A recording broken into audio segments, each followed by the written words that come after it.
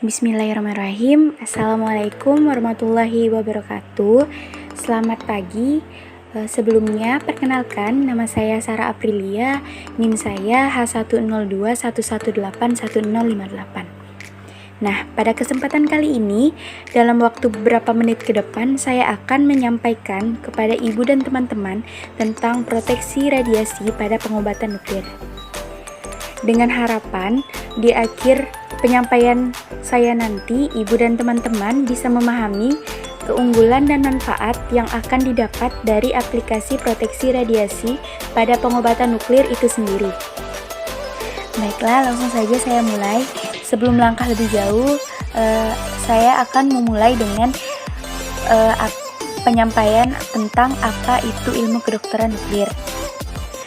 Menurut World Health Organization atau WHO, ilmu kedokteran nuklir adalah cabang ilmu kedokteran yang menggunakan sumber radiasi terbuka yang berasal dari inti radionuklida buatan untuk mempelajari perubahan fisiologik dan biokimia, sehingga dapat digunakan untuk tujuan diagnostik, terapi, dan penelitian. Nah, pada kegiatan kedokteran nuklir untuk keperluan diagnostik, radioisotop dapat dimasukkan ke dalam tubuh pasien secara inhalasi melalui jalan pernafasan atau melalui mulut, ataupun melalui injeksi yang sering disebut dengan studi in vivo. Kemudian, di samping itu juga dapat pula radioisotop hanya direaksikan dengan bahan biologik seperti darah, urin, cairan cerebrospinal, dan sebagainya yang diambil dari tubuh pasien yang sering juga disebut dengan studi in vitro. Nah, kemudian lanjut ke segi proteksi radiasi pada aplikasi proteksi radiasi pada pengobatan nuklir. Di sini terbagi menjadi dua. Yang pertama ada proteksi radiasi untuk pasien dan yang kedua adalah proteksi radiasi untuk petugas. Yang pertama, proteksi radiasi untuk pasien.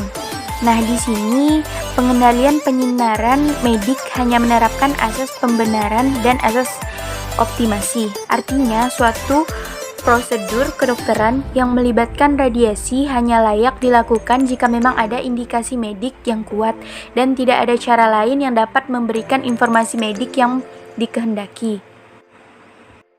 Kemudian lanjut yang kedua, proteksi radiasi untuk petugas.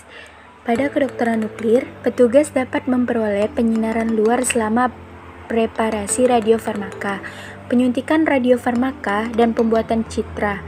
Di samping itu, petugas dapat memperoleh kontaminasi internal melalui inhalasi atau penelanan yang tidak sengaja ataupun tertusuk jarum suntik yang telah berisi zat radioaktif.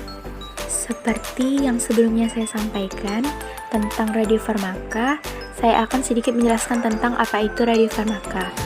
Radiofarmaka adalah radiokimia yang diterapkan pada kedokteran dan dengan demikian farmakologi radiofarmasi atau radiokomponen medis, yaitu obat-obatan farmasi yang bersifat radioaktif.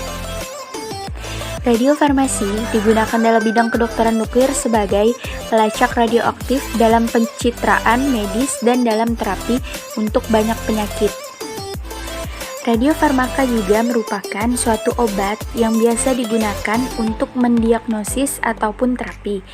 Perbedaan antara radiofarmaka dengan obat biasa adalah terkandungnya radioisotop.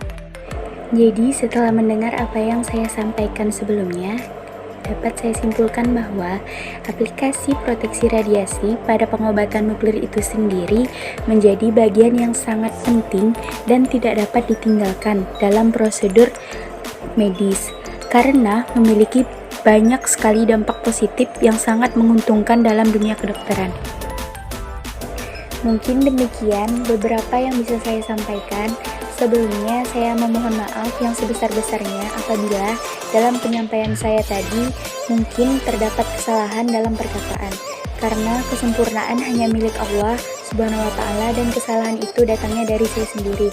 Saya akhiri, wassalamualaikum warahmatullahi wabarakatuh. Selamat pagi.